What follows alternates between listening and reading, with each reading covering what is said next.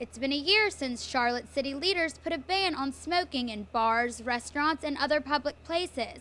The reaction, for the most part, has been positive. I love it.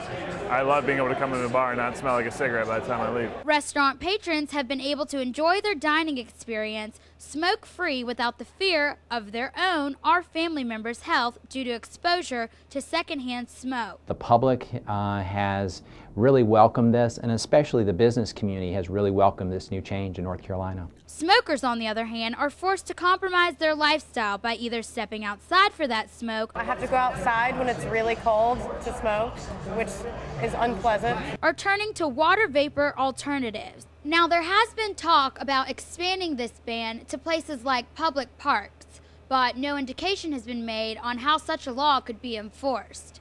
In Charlotte, Brandy Parrott, News 14, Carolina. The recent storms in the Charlotte and Concord area created a sinkhole in the infield of Charlotte Motor Speedway.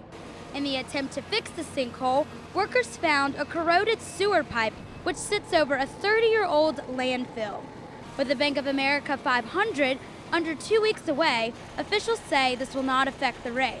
This is a very isolated area, and we don't think that this is going to affect the track surface from a competition standpoint.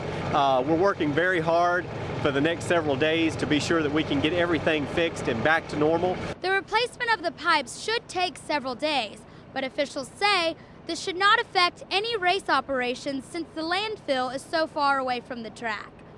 At Charlotte Motor Speedway, Brandy Parrott, News 14, Carolina. The Panthers' trip to Cleveland this Thanksgiving showcased their ability to play like a team with an 8-1 record. But the game actually turned out to be a loss, setting the team at 9-1. The game against the Browns served as a means to break their first quarter scoreless streak this season and had Steve Smith and the Cats playing as if a playoff chance was still possible. Many questions are still looming as to the fate of Coach John Fox next season, as well as Sunday's efforts will continue for the duration of this year. In Charlotte, Brandy Parrott, News 14, Carolina.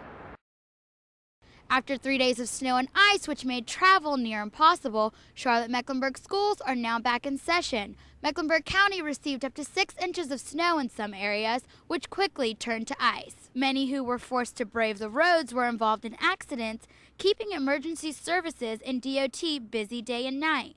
CMS took no chances during the storm, giving students a few snow days that will be made up over the next 3 months. One day which is scheduled for Martin Luther King Day, a decision that has some parents and organizations upset with school leaders.